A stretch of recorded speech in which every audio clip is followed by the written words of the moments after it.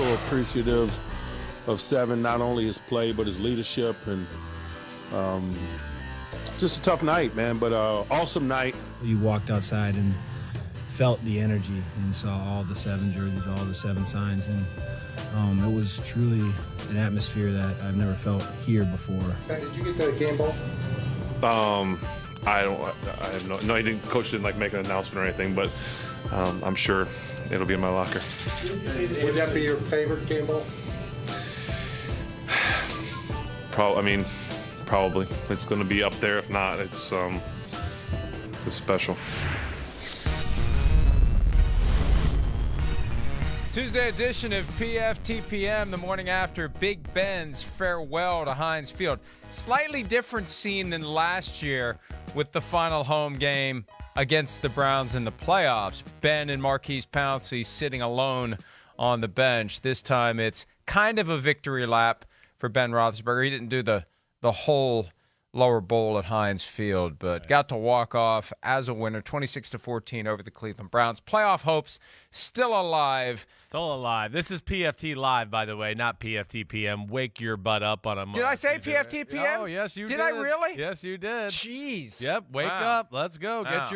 Get your butt going. You're having a Baker PFT Mayfield performance here early on. Come on, let's go. I've thrown 4 interceptions. Yeah. I've completed 24 of 46 passes for 123 yards. You know, history was set last night, as Pete, who is quick to rain on the Big Ben parade, pointed out.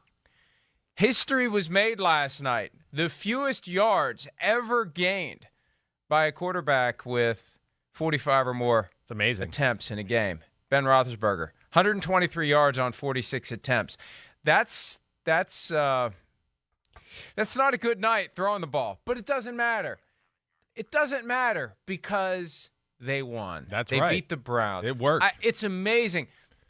It was amazing to see the outpouring, whether it was it felt like a 10-hour Super Bowl pregame on ESPN with all the Ben Roethlisberger adulation, and the fans stayed until the very end. And, he was there 18 years, and he won 2 Super Bowls. Yes, it's been a while since the last one. And, yes, there were some unfortunate things that happened that everyone has apparently forgotten about back in 2010 or thereabouts when they wanted to run him out of town, literally. I remember listening to talk radio in Pittsburgh 2010 when it was just one person after another calling in, sharing their grievances about Big Ben. He cut in line at a Subway restaurant or whatever it was. I mean, it was any little thing they could come up with. They were so upset with him after he got suspended for his misadventures in Milledgeville, Georgia. Right. That's all gone now. It never happened. Never happened. It's amazing. It's an amazing act of redemption. And now he walks off into the sunset and still has a chance to get to a Super Bowl and literally walk off into the sunset with a trophy under his arm, although I would put the odds at that as very slim, especially since I don't think they get into the playoffs, because the Jaguars have to beat the Colts for them to get to the playoffs, and they have to beat the Ravens in Baltimore. I'll be stunned if the Jaguars beat the Colts. But crazier things have happened this week, Chris. So I can't rule out anything at this point. It's a crazy year. I mean, altogether, you're right. This week, this year, whatever, this month, we see crazy victories all the time. We saw the Jets really controlling a football game against the Tampa Bay Buccaneers, the Super Bowl champions, just this past weekend. So you're right. Anything's possible. There's no doubt. But I mean, hey, Pittsburgh, that was cool to see last night. That really was. I mean, first off, I want to give credit to the whole football team. I mean, just again, the way to get your butt whooped the way they did against the Kansas City Chiefs. I think the first thing that jumped out to me last night, their energy, their emotion, their toughness. I know you picked them to win the game. Pasta and meatballs, correct? Check mark. I mean, but you're right, and that's to me like Mike Tomlin.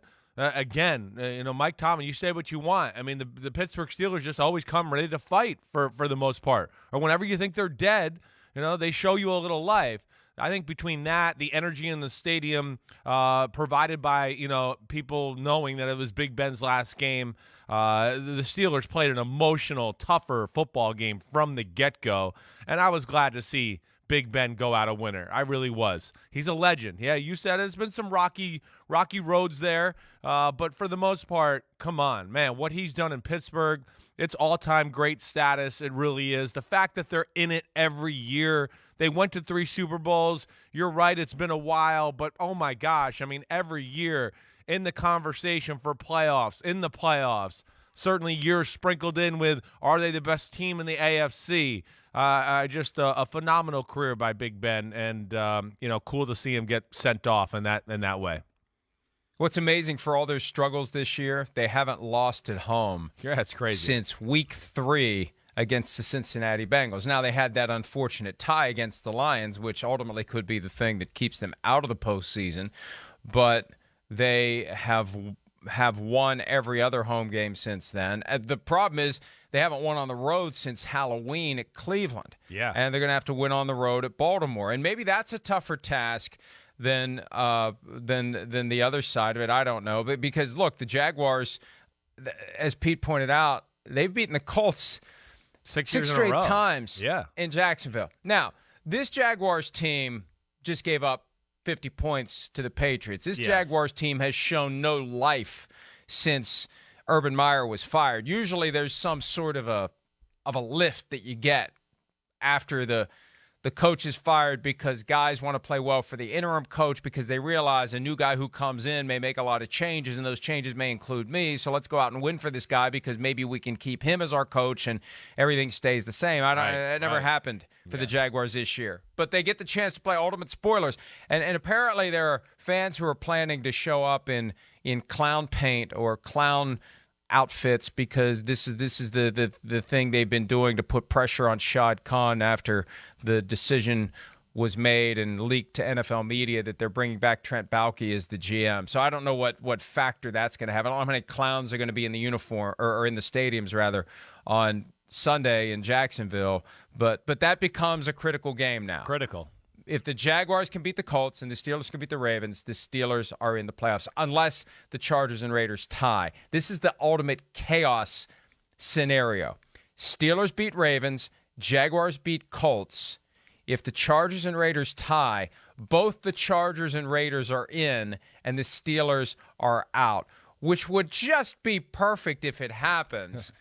And you have to wonder whether the two teams are tempted to engineer a tie. I'll tell you what, if the NFL ever caught wind of something like that, I could see the commissioner issuing the unprecedented double forfeit and knocking them both out of the playoffs. But if it would just naturally happen that they would tie, they'd both be in and the Steelers would be out. And the Colts would also obviously be out because they would have lost to the Jaguars. So it's an amazing potential outcome if it gets to that on Sunday night. No, it definitely is. I mean, it seems far-fetched, but in a year where, again, we've seen that there's no great team in the NFL, there's inconsistencies every week, who the hell knows? We could be sitting here Sunday night going, man, there's a chance. Holy cow. I certainly don't expect the Jags to beat the Colts. And, of course, like you said, it's going to be tough sledding for the Steelers just to go into Baltimore and beat the Ravens as is. But we'll see where it goes. Either way, I didn't expect them to win last night. I didn't. But I knew they were going to win about 3 minutes into the football game just because you could tell the energy in one team was like, ready to go, fired up, tough as hell. I mean, to me, it's like Big Ben's career. It started off 2004. Oh, man, is he ready to play? I don't know. And, man, what did he do? Like, won his first 11 starts as a starter, as a rookie. That was unbelievable. Last night, Cleveland team that is more talented coming into town. You think, oh, man, all right, they got knocked out of the playoffs, but still, maybe there's no pressure. They'll let it fly. They want to end their season on a good note. No. Big Ben, the Steelers smothered them from the get-go. Clearly, were the tougher, physical team, wanted the game more. And that was impressive. It really was. Like you said, it wasn't like a great offensive showing by Big Ben. But, the one thing is, it took care of the ball for the most part. Was somewhat efficient as far as keeping them in as good a situations as they possibly could. But, this is where Big Ben is at. This is why we're saying goodbye. He's no longer – he's a shell of the guy he once was. And – at one point of his career, he was the ultimate magic maker, the guy who can make things happen in the pocket, people hanging on him, throw the ball still 40 and 50 yards down the field. Yeah, what we've seen here the last year and this year especially, I mean, look at this sprite chart here. It's a lot of let me find a way to get the ball out of my hand quick, throw the ball accurately into short windows, and it's not all that fun to watch. But it's not all on him either. They don't have the greatest offensive line. But either way, good job by them. The running game dominated, and Big Ben, pretty cool. I was really hoping, Mike, that he would get to kneel down at the end of the game and kind of have that last little bit of, like, showman, or that last little bit of the spotlight, I should say, and that was cool too. I wish he would have, like, kneeled the ball and got up and ran around the stadium and gone crazy. He seemed like he was so reserved, he almost didn't know how to react, but still, it was a cool moment to see a legend go out like that. Yeah, you could tell he didn't know what to do, and I Right. was looking to see if anyone was going to give him some guidance. He eventually did that kind of a half victory lap, Yeah, and then he was yeah. still out on the field. And there was a neat moment when his family came down, and you see him walk off into the tunnel with his wife and his 3 kids. That was great, and I haven't seen the pictures of it yet, but there was a cameraman right behind it. There's got to be some great images of that final amazing. walk-off. And, Najee Harris had 188 rushing yards on Yeah. 28 attempts. And it felt like he should have had more, because there was a sense that Ben was doing what Ben does, where he just changes the plays whenever he feels like. And Or the what are they gonna do? RPOs. Fire him? Right, What are they right. going to do? What are they going to do? But it's his last game. He's done. Yeah. He's done. It did seem like he was going to go out like a Kobe Bryant blaze of glory, where he's just like, I might throw it every play tonight. The hell with it. It did feel like that at one point. It helped that the Browns were so inept offensively. Yes. And, there was this Nick Chubb mystery. Where's he? And there was What no the injury hell? designation provided during the game. And then after the game, the coach says, oh, he had a rib problem. Hey, teams have been fined. And I mean, not significant amounts as it relates to the overall net worth of an NFL franchise, but they've been fined, 5 figures for failing to provide injury updates during games. It's just weird when it happens, because it's so commonplace. Guy's got a rib injury, his return is questionable. There's no strategic edge that you sacrifice by making that disclosure during the game, and it is required. It is mandatory. It'll be interesting to see whether or not the Browns get in any sort of trouble with the league office for that. Hi, I'm Mike Tirico, and thanks for watching. Make sure to hit subscribe for the latest news and highlights from NBC Sports.